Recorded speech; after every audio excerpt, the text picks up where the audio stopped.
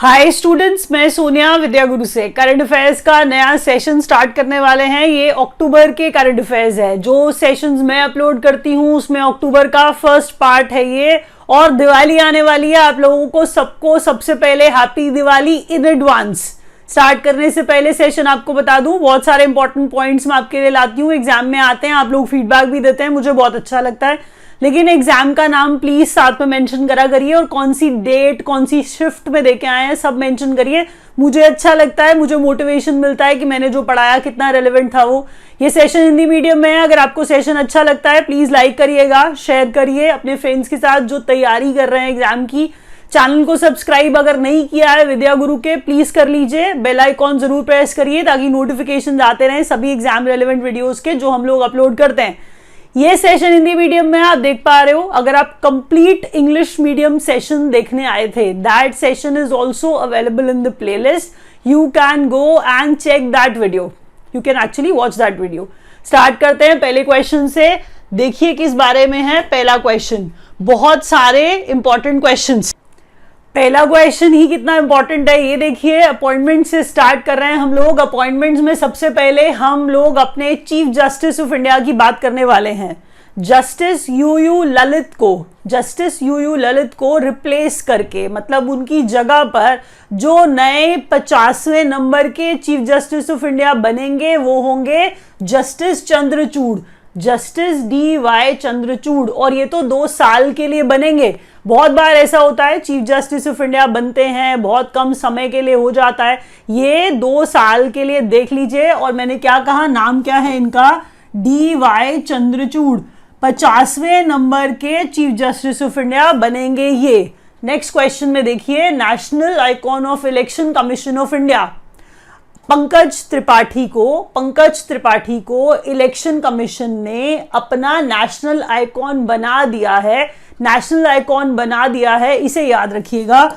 Next question में BCCI के president, अभी सौरभ गांगुली आप देख रहे थे, हम कह रहे हैं अब रॉजर बिनी को बना दिया गया है न्यू BCCI प्रेसिडेंट। प्लीज याद रखिए, रॉजर बिनी न्यू प्रेसिडेंट BCCI के। यहां पर आपको याद रखना है BCCI वो जो क्रिकेट वाली इंडिया की जो बॉडी है, जो बहुत रिच बॉडी कही जाती है, तो वो BCCI है। तो उस BCCI के प्रेसिडेंट रॉजर बिनी बन गए हैं। नेक्स्ट क्वेश्चन में देखिए इन्हें, ये हैं अब्दुल लतीफ राशिद, ये बने हैं इराक के नए प्रेसिडेंट। इतने से क्वेश्चन से ही आपने पता लगा लिया होगा कि कोई इधर उधर की फालतू बात नहीं, सिर्फ आपका टाइम यूटिलाइज करने वाले क्वेश्चंस पॉइंट वाइज। इसके लिए मैं टाइम लगाती हूँ क्वेश्चन लाने में, क्योंकि मुझे सेलेक्ट करने में और इकट्ठा करने में इतना मटेरियल टाइम लगता है। हर वीडियो से अगर आप 50 पॉइंट्स नए सीख जाएं, मुझे लगता है आपको पूरा वीडियो जरूर देखना चाहिए, क्योंकि एग्जाम में आ जाएंगे आपके क्वेश्चन। देख लीजिएगा, आप हर रोज करंट अफेयर्स पढ़ते हो, आपके पास और भी सब्जेक्ट्स हैं। करंट अफेयर्स पे बहुत ज्यादा टाइम आप वेस्ट मत करो। मुझे लगता है जो मैं पढ़ाती हूँ एग्जाम में आता है, इसलिए उतना ही पढ़ना आपके लिए बहुत हद तक काफी है। अगर आप कुछ और ऐड ऑन करना चाहते हो, कहीं से पॉइंटर्स इकट्ठे करते रहते हो, करते रहिए, लेकिन बहुत ज्यादा करंट अफेयर्स पे टाइम मत लगाइए, क्योंकि मैं अपनी तरफ से बहुत इंपॉर्टेंट क्वेश्चंस ही लाती हूं ताकि वो एग्जाम में सीधे आपको मिल जाएं। India in focus, topic wise current affairs हम पढ़ाते हैं। इंडिया इन फोकस अब हमारा ये टॉपिक है। यहां पर इंडिया के बारे में कहां कहां क्या क्या रैंक या कैसी कैसी बात हुई वो देख लेते हैं। इंडिया का rank on global innovation index 40वें नंबर का इंडिया का जो रैंक है। अब ये वर्ल्ड इंटेलेक्चुअल प्रॉपर्टी ऑर्गेनाइजेशन है, वाइपो, ठीक है, ज्यादातर वाइपो ही बोला जाता है इसे। कि आपसे कोई पूछ ले कि इंटेलेक्चुअल प्रॉपर्टी ऑर्गेनाइजेशन है, तो मैं आपको इसीलिए बता रही हूं ये है वाइपो। तो हम कह रहे हैं वाइपो जो है, देखिए कोई इंडेक्स के अंदर आपसे पूछा जाता है ना इंडिया का रैंक क्या है, तो इसके अलावा आपसे ये भी पूछा जाता है कि आप कौन से टॉप कंट्रीज हैं, एक क्वेश्चन। कौन बनाता है इंडेक्स, वो दूसरा क्वेश्चन। इंडिया का रैंक क्या है, तीसरा क्वेश्चन। ये मोस्ट रेलेवेंट तरीका है पढ़ने का। इससे ज्यादा बाकी सिर्फ कहानी होती है, आप पूरे पैसेज को पढ़ोगे निकालोगे, फायदा नहीं होगा। मैं जो कह रही हूं प्लीज उसे उतना ही पढ़िए। ग्लोबल इनोवेशन इंडेक्स में 2022 की बात कर रहे हैं हम, 40वें नंबर पर रहा इंडिया, जिसमें पहले नंबर पर स्विट्जरलैंड। वाइपो इसे पब्लिश करता है, वर्ल्ड इंटेलेक्चुअल प्रॉपर्टी ऑर्गेनाइजेशन है ये। नेक्स्ट क्वेश्चन में देख लीजिए, यूएसए सेकंड है, थर्ड स्वीडन है, अगर आप इंफॉर्मेशन और ऐड करना चाहते हैं तो। नेक्स्ट में देखिए थीम ऑफ 2022 यूनाइटेड नेशन का वर्ल्ड जियोस्पेशियल कांग्रेस हुआ। यूनाइटेड नेशन का वर्ल्ड जियोस्पेशियल कांग्रेस जो है उसका वेन्यू हैदराबाद, ठीक है, ऐसे करके याद करिए। अब मैं ये कह रही हूं कि ये जो यूएन की वर्ल्ड जियोस्पेशियल कांग्रेस है ये सेकेंड टाइम जो है हुई। इसका theme geo enabling the global village, no one should be left behind, तो इंक्लूड करना चाह रहे हैं सबको, इसीलिए कह रहे हैं नो वन शुड बी लेफ्ट बिहाइंड। जियो स्पेशल कांग्रेस है, वेन्यू इसका हैदराबाद है, इसीलिए आपको और याद करना पड़ेगा अच्छे से। इंडिया का rank on concern world wide and wealth hunger health global hunger index, आपने देखा होगा, आपको बहुत सारे लोग बोल रहे होंगे कि पाकिस्तान अच्छे रैंक पे है, श्रीलंका भी हमारे से अच्छे रैंक पे है, तो आप ये बातें सारी सुन रहे होंगे और थोड़ा परेशान हो रहे होंगे। एक्चुअल में इंडिया का रैंक नीचे आ गया है वर्ल्ड हंगर, ये जो इंडेक्स है प्लीज ये समझिए, ग्लोबल हंगर इंडेक्स जो है इसके अंदर अगर इंडिया का रैंक नीचे आने का मतलब ये है कि भूखमरी जो है वो और देश में बढ़ गई है, उसकी गंभीरता का जो लेवल है वो और बढ़ गया है।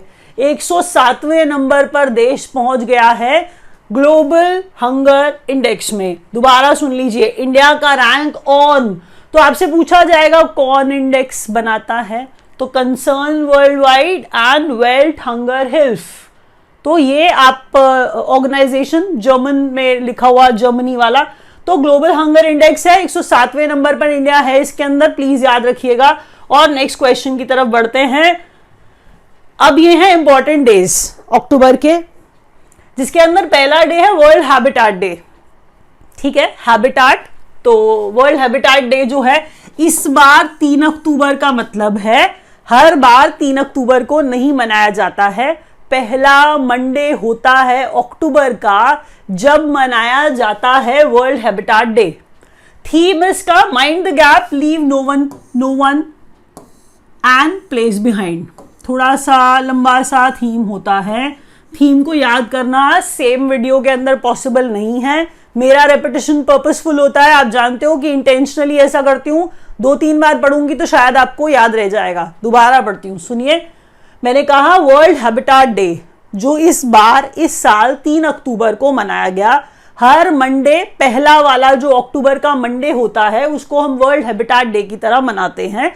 फिर मैंने कहा थीम जो है mind the gap, leave no one and place behind, ये इसका थीम था। International day of girl child, आपने देखा होगा राहुल गांधी जी जो यात्रा कर रहे थे उसमें गर्ल्स के साथ बहुत सारी पिक्चर्स थी उनकी, और ये वही दिन था, इससे शायद याद रह जाए क्योंकि आप लोग भी देख रहे होंगे उनकी यात्रा।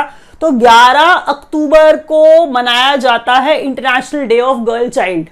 थीम इसका देखिए, our time is now, our rights are future, our time is now, our rights are future, ये थीम किसका, international day of girl child का।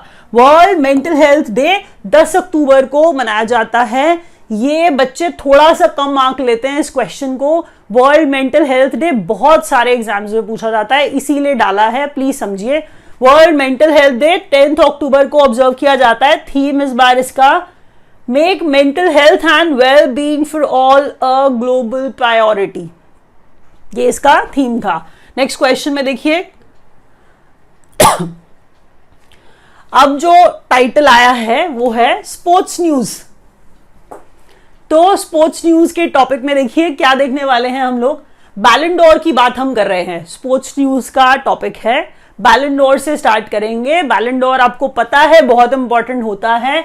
अगर मैं बात करूं यहां पर देखिए बैलन डोर 2022, ठीक है, फुटबॉल इतना शायद आप जोड़ पाएंगे खुद से, men's Karim Benzema France and Real Madrid. देखिए आपको पहले तो बताया जा रहा है बैलन डोर में एक मेन कैटेगरी में और विमेन्स कैटेगरी में बैलन डोर दिया गया, अगर तो हम कह रहे हैं बैलन डोर में men's Karim Benzema France and Real Madrid, ये इनकी बात हो रही है। इनके लिए किस क्लब के लिए खेलते हैं, ये कहां से बिलोंग करते हैं, ये लिखा है। उसके बाद विमेन्स में देखिए एलेक्सिया पुटेलिस, एलेक्सिया प्यूटेलिस जो है स्पेन बार्सिलोना क्लब के लिए जो खेलती है वो।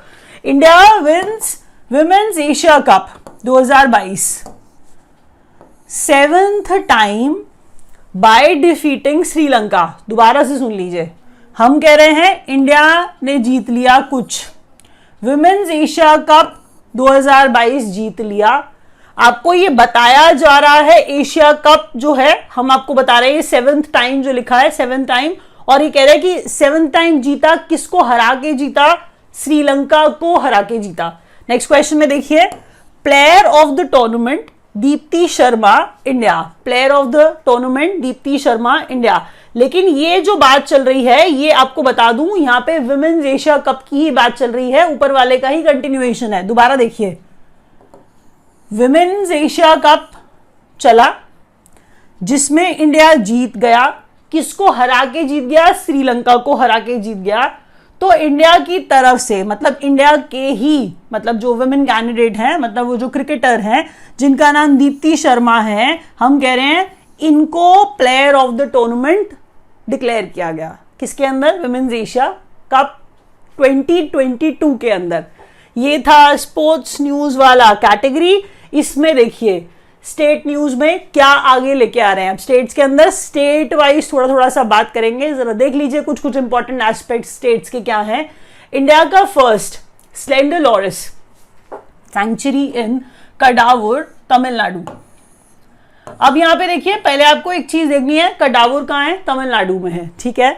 स्लेंडर लॉरिस लीमर की कैटेगरी होती है। अगर आप लीमर नहीं जानते तो लीमर बंदर होता है, तो बंदर वाली कैटेगरी जो होती है, मंकी जैसा दिखता हुआ होता है स्लेंडर लॉरिस।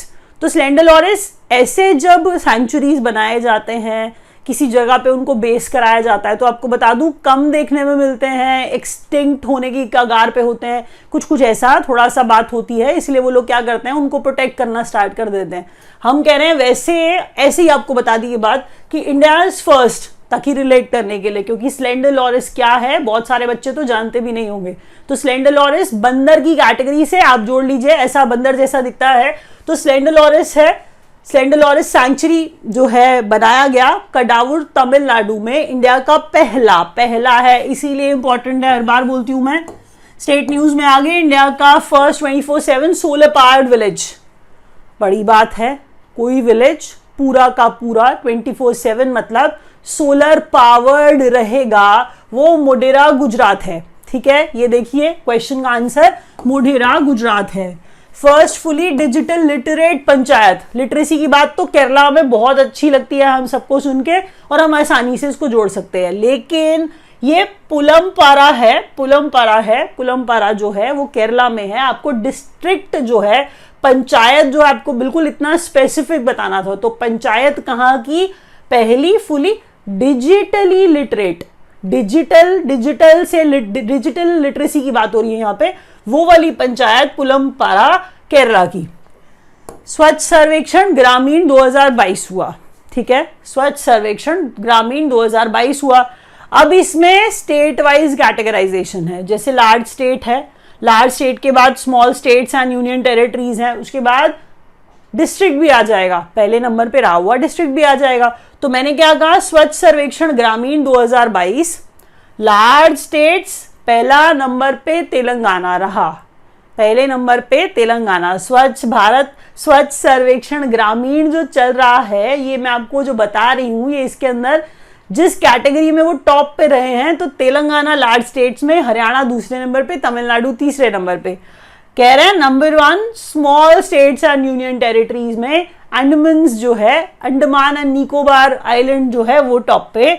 नंबर 1 डिस्ट्रिक्ट जो है वो भिवानी हरियाणा का टॉप पे रहा। ग्रामीण स्वच्छ सर्वेक्षण 2022 चल रहा है, उसमें रैंक्स हम बता रहे हैं लार्ज स्टेट, स्मॉल स्टेट और नंबर 1 डिस्ट्रिक्ट के हिसाब से। Next question. अब प्रोजेक्ट्स एंड इनॉग्रेशन है आपकी स्क्रीन पे। जो नेक्स्ट कैटेगरी है वो क्या है, प्रोजेक्ट्स एंड इनॉग्रेशन। तो इस टॉपिक में हम पढ़ने वाले हैं कि फाउंडेशन स्टोन रखा तरंगा हिल और अंबाजी आबू रोड का। अच्छा, आपको ना जब आप ये ढूंढने बैठोगे, आपको सुनने में आएगा कि जो ब्रिटिश थे, जो हम पर राज कर रहे थे 1930 में, उन्होंने भी इस रूट को मतलब इनॉग्रेट कर दिया, बना दिया। अब देखिए इनॉग्रेशन दूसरे तरीके से किया गया है। अब इन्होंने डबल जो है वो न्यू ब्रॉड गेज लाइन जो है ये लाए हैं, तो ये सिग्निफिकेंस है। एक्चुअल में 1930 में ब्रिटिश ने भी किया था, अंबाजी तरंगा हिल, अंबाजी आबू रोड, इसी को ही मैं आपको बता रही हूँ। रिवैम्प करने की बात हो रही है। प्रधानमंत्री जहां खुद करके आते हैं ऐसा काम, वो थोड़ा आपके लिए इंपॉर्टेंट हो जाता है, एग्जाम के अंदर आने की पॉसिबिलिटी होती है, इसीलिए याद रखिएगा मैंने क्या कहा। और अंबाजी, वो अंबाजी का मतलब हम डेटी की बात कर रहे हैं, गॉडेस की बात कर रहे हैं। तो foundation stone of Taranga hill, फिर अंबाजी, फिर Abu road, new broad gauge line बिछाई गई अंबाजी गुजरात, ये वहां से आपको बताया जा रहा है, बात हो रही है, ठीक है। World's largest safari park to come apart. Safari सोचते हैं हम लोग, खुश हो जाते हैं, बहुत सारी ग्रीनरी, जानवर, बहुत सारे एनिमल्स मतलब याद आने लगते हैं। तो ये कह रहा है गुरुग्राम एंड नूह में, हरियाणा, गुरुग्राम और नूह में वर्ल्ड्स लार्जेस्ट सफारी पार्क जो है वो बनाया जाने वाला है, आएगा वो अरावली रेंज, क्योंकि देखिए उसके लिए जंगल जैसा एनवायरनमेंट भी चाहिए, और ये तो अरावली रेंज है, तो इससे बड़ा डेंस एरिया, इससे बड़ा घना एरिया और कहां मिलेगा। तो अरावली रेंज में मैं कह रही हूं नूह और गुरुग्राम, हरियाणा की बात हो रही है, वर्ल्ड्स लार्जेस्ट सफारी पार्क बनाने की बात हो रही है। प्लीज इसलिए याद रखना, ये क्वेश्चन आ सकता है, बने ना बने न्यूज में आ गया है, इसलिए क्वेश्चन जरूर बन गया आपके लिए। पार्क बने या ना बने हमें उससे मतलब नहीं है, क्वेश्चन अब बन गया, आपके एग्जाम में आ सकता है, इसलिए आप याद कर लो। Adani green to set up world's largest wind solar plant, 600 megawatt का, जैसलमेर राजस्थान में, 600 मेगावाट का जैसलमेर राजस्थान में। अडानी ग्रीन, ग्रीन का मतलब अब एनवायरमेंट फ्रेंडली बातें चलने लग गई हैं अब, तो हम कह रहे हैं to set up world's largest wind solar plant, ये वहां पर लगाने जा रहे हैं जैसलमेर राजस्थान में। HPCL शुरू कर रहा है कुछ, इट्स फर्स्ट काउ डंग, गाय का गोबर से कंप्रेस्ड बायोगैस प्रोजेक्ट, सनशोर राजस्थान में। दोबारा सुनिए, ऊपर अडानी ग्रीन पढ़ रहे थे, नीचे HPCL पढ़ रहे हैं। HPCL क्या कर रहा है, काउ डंग से पहला ऐसा कुछ काम कर रहा है, काउ डंग से कंप्रेस्ड बायोगैस प्रोजेक्ट जो है लगा रहा है, स्टार्ट करेगा सनशोर राजस्थान में। तो ये सारे के सारे प्रोजेक्ट्स बहुत बोरिंग लगते हैं लेकिन बहुत इंपॉर्टेंट होते हैं। एग्जाम में ऐसे क्वेश्चन आते हैं क्योंकि बच्चे उसमें इंटरेस्ट नहीं दिखाते हैं। वो बच्चे जो बैंक की प्रिपरेशन नहीं कर रहे हैं, कुछ समय का ब्रेक ले सकते हैं, वो पूरा रैप अप नहीं किया है मैंने, 1-2 पेजेस बीच में आ जाते हैं बैंकिंग एंड फाइनेंस वाले। चलिए स्पेसिफिक स्टार्ट करते हैं, क्या है बैंकिंग की इंफॉर्मेशन। तो बैंक और फाइनेंस के टॉपिक में पढ़ेंगे फोकार्ड डिवाइसेस, जना small finance bank partners with Paytm. Paytm ने अगर पेमेंट करवानी है तो हम कह रहे हैं अगर वो कार्ड मशीन कहीं पर लगवाने लग जाते हैं तो वो किसी के साथ टाई अप कर रहे हैं, ऐसी बात लिखी हुई है यहां पर कि स्मॉल फाइनेंस बैंक है जना, स्मॉल फाइनेंस बैंक है, इसके साथ टाई अप करके कार्ड डिवाइसेस भी लगाएगा कौन, पेटीएम। नेक्स्ट क्वेश्चन में play credit card by RBL bank and Book My Show. Book My Show के पास ढेर सारा क्लाइंटेल है, ढेर सारे क्लाइंट्स हैं, तो प्ले क्रेडिट कार्ड समझ लीजिए दे दिया उनको। हम कह रहे हैं कि इससे क्या हो रहा है कि वो चीजें इजियर भी हो जाएंगी, बैंक का क्रेडिट कार्ड भी जो है वो बिक जाएगा और उनको दोनों को फायदा हो जाएगा। तो प्ले क्रेडिट कार्ड जो है आरबीएल बैंक का, और कह रहे हैं हम बुक माई शो के लिए ऐसे तरीके से याद करने की कोशिश करिएगा, इससे आपको याद हो जाएगा प्ले क्रेडिट कार्ड आरबीएल और बुक माई शो का, बस इतना याद रखिए। स्मार्ट वायर है Swift based inward remittances ICICI bank. Swift नाम से ही स्विफ्ट है, तो कह रहा है कि अगर इनवर्ड रेमिटेंसेज होंगी, पैसा अगर बाहर से आपको कोई भेज रहा है तो बहुत जल्दी आ पाएगा, वैसे स्मार्ट वायर के थ्रू ऐसा हो पाएगा। स्मार्ट वायर फॉर स्विफ्ट के लिए smart wire based inward remittances. यहां स्विफ्ट का मतलब वो नहीं समझ लीजिएगा कि असली में स्विफ्ट का मतलब यहां जल्दी वाला है। हम कह रहे हैं कि स्मार्ट वायर स्विफ्ट के लिए इसमें कह रहे हैं कि based inward remittances by ICICI bank. तो अगर कोई बाहर से पैसा भेज रहा है, पैसा बहुत जल्दी आ जाएगा स्मार्ट वायर के थ्रू। स्मार्ट वायर किसका है? आईसीआईसीआई बैंक का है। ऐसा करके याद कर लीजिए। Home loan AUM, assets under management. Home loan under assets under management cross ₹6 trillion for SBI। Amount देखिए कितना बड़ा है। देखिए बैंक्स लोन देते हैं, हम जानते हैं, लेकिन SBI बहुत बड़ा होम लोन का सेगमेंट कवर करता है। वो ये बता रहा है कि home loan assets under management में क्रॉस कर गया है। होम लोन SBI का 6 ट्रिलियन जो है वो आंकड़ा जो है वो पार कर गया है। कितना बड़ा आंकड़ा है ये। तो SBI इस लेवल पे पहुंच गया है, ये याद रखिए।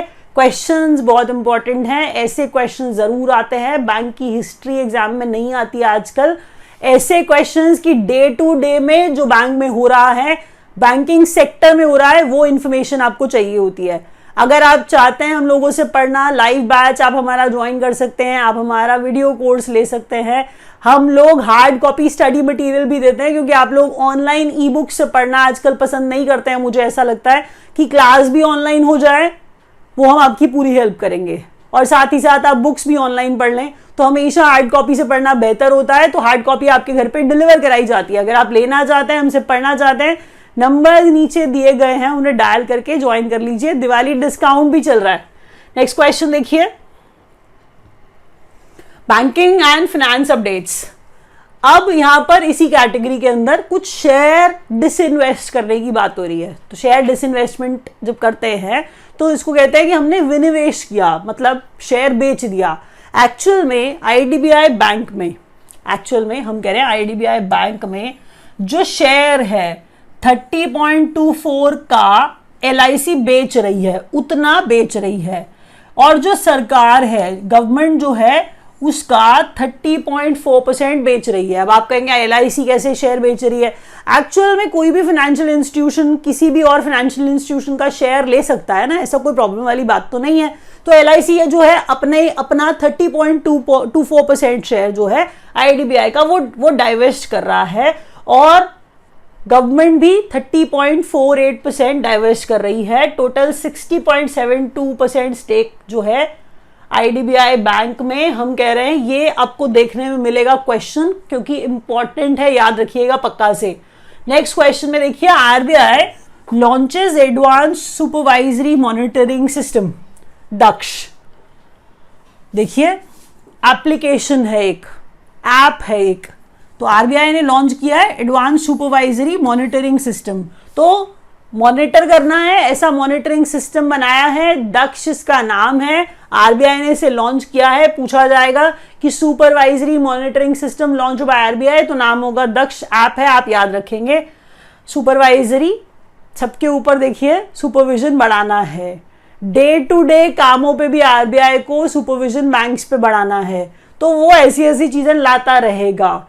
आरआरबी रीजनल रूरल बैंक्स की हम बात कर रहे हैं। हम कह रहे हैं eligible to be listed on stock exchange. Stock exchange पे अगर उनको लिस्ट होना है तो मिनिमम नेटवर्थ अलाउ कर दिया है। बोल रहे हैं कि मिनिमम नेटवर्थ अगर 3 साल से ज्यादा हो गया है, उसमें 300 करोड़ मिनिमम रहा था, तो आप क्या कर सकते हैं, आप अपने आप को स्टॉक एक्सचेंज पे लिस्ट कर सकते हैं। Regional rural banks eligible to be listed on stock exchange if minimum net worth over 3 years remained 300 crores, तब लिस्ट कर सकते हैं। किसकी बात? कंडीशन 300 CR याद रखिए, 3 साल से ऊपर का पीरियड याद रखिए। रीजनल रूरल बैंक्स के स्टॉक एक्सचेंज पे लिस्ट होने की कहानी याद रखिए। अब नीचे वाले पॉइंट में देखिए क्या आ रहा है, मिनिमम CAR रिक्वायर्ड 9%। इसी का कंटिन्यूएशन है ये वाला point. RRB regional rural banks की ही बात हो रही है। हमने एक तो आपको बता दिया कि 300 करोड़ का अगर नेटवर्थ रहा, 3 साल से ज्यादा हो गया है, इतना ये मेंटेन कर पा रहे हैं, तो हम कह रहे हैं इसके अलावा देखिए क्या होना चाहिए कि कैपिटल एडिक्वेसी रेशो अगर आप नहीं समझ पाते हैं कैपिटल एडिक्वेसी रेशो तो सिर्फ इतना समझ लीजिए कि कैपिटल ऊपर है, रिस्क वेटेड एसेट्स नीचे हैं। हम ये कहना चाह रहे हैं कि जो बैंक के पास कैपिटल है compare to risk weighted assets जो है वो उसका रेशो जो है, तभी मैंने ऊपर रखा कैपिटल नीचे रखा रिस्क वेटेड एसेट्स को, तो वो निकल के आती है क्या, कैपिटल एडिक्वेसी रेशो। कितनी मिनिमम रिक्वायर्ड है, 9% की। ये इंपॉर्टेंट क्वेश्चन है, ध्यान रखिएगा। अब सारे बच्चे दोबारा से ज्वाइन कर सकते हैं। थोड़ा से ही पॉइंट्स होते हैं बैंक वालों के बीच में जो एक्स्ट्रा है, बैंक वालों के लिए पूरा वीडियो इंपॉर्टेंट है। कुछ बच्चे जो सिर्फ बैंक का ही एग्जाम देते हैं उनके लिए मैं कुछ और पॉइंट्स ले आती हूँ एक्स्ट्रा, ताकि उनको हेल्प हो सके। Awards and prizes, Nobel prize laureates की बात अब हम करने लगे। किन किन कैटेगरी में आएगा, मेडिसिन में आएगा, केमिस्ट्री में आएगा, लिटरेचर में आएगा, पीस में आएगा, तो इतने सारे लोग आने वाले हैं। अब देखिए नाम भी मुश्किल हो जाएंगे। तो अवार्ड्स एंड प्राइजेस में नोबेल प्राइज फिजिक्स में देख लीजिए, F Alain Aspect, John F Clauser, Anton Zeilinger. किस चीज के लिए फिजिक्स में तो मिला है, किस चीज के लिए मिला है, क्या इतना रिमार्केबल कंट्रीब्यूशन दिया, experiments on photons and quantum physics. याद रखिएगा, नाम तो इंपॉर्टेंट है ही है, एक्सपेरिमेंट जो किया है वो भी बहुत इंपॉर्टेंट है, प्लीज याद रखिए। नेक्स्ट क्वेश्चन देखिए, केमिस्ट्री में Carolyn R Bertozzi, Morten Meldal and K Barry Sharpless. ये केमिस्ट्री वाले हैं, Carolyn Morten Barry, Carolyn Morten Barry chemistry वाले हैं। और ये किस चीज के लिए इनको मिला है, development of click chemistry and bio orthogonal chemistry के कंट्रीब्यूशन के लिए इन्हें नोबेल प्राइज मिला है केमिस्ट्री में। ठीक है, आगे देखिए, लिटरेचर की बात करेंगे और कुछ नया देखेंगे। लिटरेचर में एनी अर्नॉक्स है।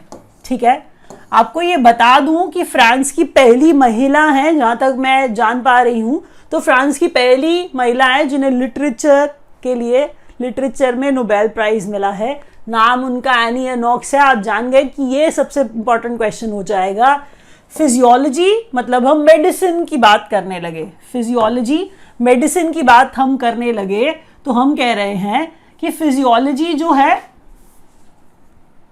मेडिसिन ही होता है। मतलब स्वांटे पाबो जो स्वीडन के हैं उन्हें दिया गया फिजियोलॉजी के लिए discovery on genomes of extinct hominins and human evolution में कंट्रीब्यूशन के लिए।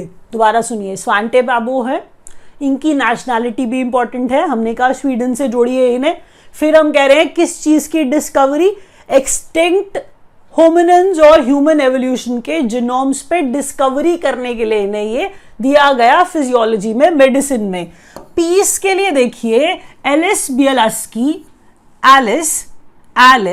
बियालेस्की बेलारूस के हैं और human rights organisation memorial Russia and human rights organisation centre for civil liberties Ukraine. तो ये तीन आपको दिखाई दे रहे हैं।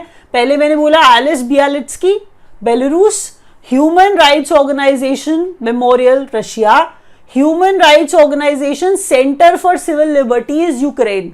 तो यूक्रेन, रशिया और बेलारूस के ये लेके जा रहे हैं नोबेल प्राइज पीस वाली कैटेगरी में। नेक्स्ट क्वेश्चन देखिए, अवार्ड्स एंड प्राइजेस में इकोनॉमिक्स की बात रह गई थी, जिसे स्वेरियस पढ़ा जाता है, स्वेरिजेस तो नहीं पढ़ा जाता है वैसे। तो स्वेरियस रिक्स बैंड प्राइज है Ben S Bernanke, Douglas W Diamond और फिलिप एच डिगविग को। Ben S Bernanke, Douglas, Philip, ऐसे करके याद कर लीजिए, इतना याद कर लीजिए, डगलस, फिलिप और बेन एस। इकोनॉमिक्स में इकोनॉमिक्स का नोबेल प्राइज, ठीक है, Sveriges Riksbank prize for research on banks and financial crisis. Important होगा ही क्योंकि चीज ही इतनी बड़ी है।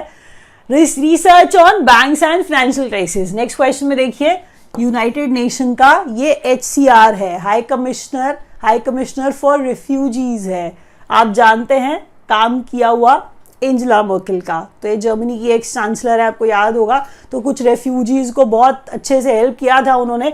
तो हम कह रहे हैं यूनाइटेड नेशन का high commissioner for refugees Nansen refugee award Angela Merkel को दिया गया, राइट चॉइस। उसके बाद देखिए चेंज मेकर अवार्ड, ये विमेन एक्टिविस्ट हैं एक्चुअल में, आपने देखा भी होगा इनको, ये सृष्टि बख्शी हैं ये, और United nation sustainable development goals का एक्शन अवार्ड जो है इन्हें दिया गया। तो विमेन एक्टिविस्ट, बहुत अच्छे से प्रेरणा देती हुई महिलाओं को और बहुत तरीके से उन्हें समझाती हुई, बहुत सारे स्टीरियोटाइप तोड़ती हुई, सृष्टि बख्शी। तो ये change maker award United Nation का सस्टेनेबल डेवलपमेंट गोल, बड़ी चीज़ है, प्लीज़ सारी चीज़ें याद रखिए। अवार्ड्स एंड प्राइजेस की कैटेगरी हुई खत्म।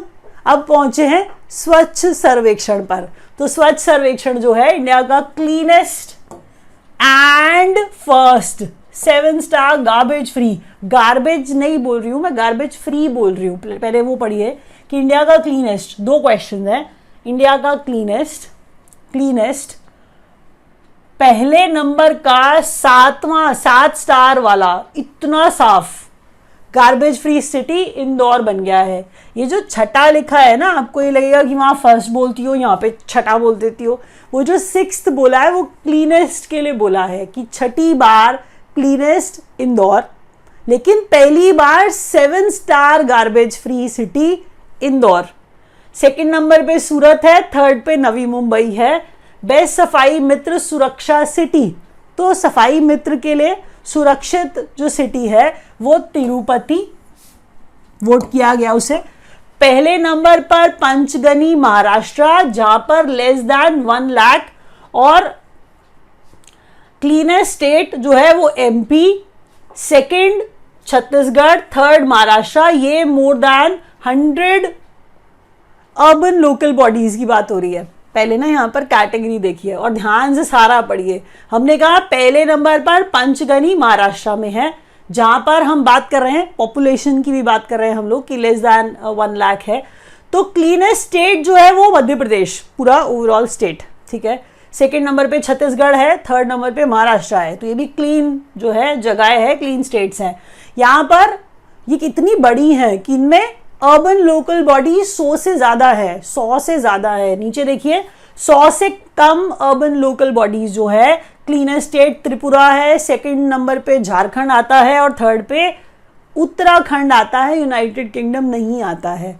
तो हम कह रहे हैं कि त्रिपुरा, झारखंड और उत्तराखंड जो है क्लीनेस्ट स्टेट्स है, जहां पर 100 लोकल बॉडीज से कम नंबर है, का 100 से कम नंबर है। बेस्ट गंगा टाउन हरिद्वार उत्तराखंड को दिया गया। क्वेश्चन बहुत इंपॉर्टेंट है, एग्जाम में आते हैं, प्लीज ध्यान से पढ़िएगा। नेक्स्ट क्वेश्चन देखिए। नेक्स्ट क्वेश्चन, गवर्नमेंट स्कीम्स की बात हम करने लगे। अब जब गवर्नमेंट स्कीम्स की बात हम कर रहे हैं तो गवर्नमेंट स्कीम थोड़ी सी बोरिंग होती है, लेकिन एग्जाम में आती है, आप जानते हैं। तो प्रधानमंत्री डिवाइन, अच्छा चलिए पीएम डिवाइन जो है उसकी फुल फॉर्म पहले देखते हैं। फुल फॉर्म आ जाती है गवर्नमेंट स्कीम की, तो डिवाइन में DEV डेवलपमेंट, ठीक है, DEV डेवलपमेंट। आई जो है वो इनिशिएटिव है, आई जो है वो इनिशिएटिव है। फॉर हुम, for north east region. Divine जो है NE नॉर्थ ईस्ट वाला है, डिवाइन का DEV डेवलपमेंट है। ऐसी स्कीम है PM divine, north east region के लिए स्कीम है। 2022-23 से 25-26 तक जो इसका टर्म है उसको अप्रूवल मिला है, उसके कार्यकाल को अप्रूवल मिला है। इंपॉर्टेंट बात यह है कि जो इस पर खर्चा किया जाएगा, आउटले एक्सपेंडिचर जो एक्सपेंस किया जाएगा, वो पीएम का development initiative of north east region पे 6,600 करोड़ का होगा। तो 6600 करोड़ का खर्चे की बात इस पे की गई है, डेवलपमेंट पे खर्चा किया जाएगा नॉर्थ ईस्ट रीजन के। युवा जो है वो यंग अपकमिंग वर्सेटाइल ऑथर्स है। अगर युवा की बात कोई आपसे करे कि युवा क्या है, तो युवा यंग ऑथर्स के लिए है। यंग ऑथर्स में ये उनकी क्वालिटी जोड़ रहे हैं कि ये चेक करेंगे, तो वर्सेटाइल भी लेंगे और हम कह रहे हैं अपकमिंग भी जोड़ लीजिए। युवा क्या है, यंग है, अपकमिंग है, वर्सिटाइल है, ए फॉर ऑथर्स है। तो याद रखिएगा, बस इतना याद रख लीजिए, यंग ऑथर्स है, इससे याद हो जाएगा। सेकंड एडिशन है तभी 2.0 बोला है, सेकंड टाइम आ रहा है। तो 75 राइटर्स जिनकी उम्र 30 साल से कम है उन्हें ढूंढेंगे, मतलब उनका एजुकेशन मिनिस्ट्री होगी। ऑब्वियसली बात है, इसके पीछे तो कोई उसमें बड़ी बात नहीं है क्वेश्चन में, लेकिन ये 75 राइटर्स को नर्चर कर रहे हैं, उनको बढ़ावा दे रहे हैं। तो ये युवा स्कीम उस बारे में है। Ministry of health and family welfare ने लॉन्च किया है टेलीमानस। जो मनस है, या जिसे आप मानस पढ़ लीजिए, कोई प्रॉब्लम नहीं है। तो टेलीमानस जो है ये मेंटल हेल्थ से रिलेटेड है। एक्चुअल में ये मानस वो वाला मानस है। तो mental health assistance and networking across states, ये मानस है। तभी कैपिटल लेटर्स में लिखा है ताकि आप पढ़ के पता लगा पाओ। इसकी एक्सपैंडेड फॉर्म दोबारा बोलती हूं मैं, ministry of health and family welfare. देखिए, मिनिस्ट्री का नाम पूछा जाता है कि ये स्कीम किसकी है। अगर मैं सीधा सीधा अभी आपसे पूछूं कि जो पीएम डिवाइन है वो आपको मैंने पढ़ा दिया, इसका फुल फॉर्म क्या है, इसमें अलग चीज रिलेटेड थी। युवा में एजुकेशन मिनिस्ट्री इन्वॉल्व है। आपको अगर युवा का सिर्फ फुल फॉर्म भी पता होगा तो आपको ये पता होगा कि एजुकेशन मिनिस्ट्री है इसके पीछे। नेक्स्ट क्वेश्चन में अगर आप ये देखो कि टेलीमानस है, आपसे कोई टेलीमानस के पीछे मिनिस्ट्री पूछे, अगर आपको फुल फॉर्म ही नहीं आता आप आंसर दे ही नहीं सकते। तो जो टेलीमानस है वो मेंटल हेल्थ वाला है, ये याद रखना है। इसीलिए हेल्थ एंड फैमिली वेलफेयर वाली मिनिस्ट्री है। टेलीमानस जो है वो mental health assistance and networking across states, इसका फुल फॉर्म होगा। प्लीज याद रखिए किसकी स्कीम है, ये क्वेश्चन अच्छा होता है। तो यहां पर अब मैं रैप अप कर रही हूं। आपको वीडियो समझ में आया होगा तो लाइक कर दीजिएगा। वीडियो देख करके आपको अगर इंग्लिश में वैसे अगर समझना है तो आप इंग्लिश वाला वीडियो भी देख सकते हैं। हमसे पढ़ना चाहते हैं आप तो हमें ज्वाइन कर सकते हैं। नीचे नंबर्स दिए गए हैं, उन पे कॉल कर लीजिए। Thank you so much for watching.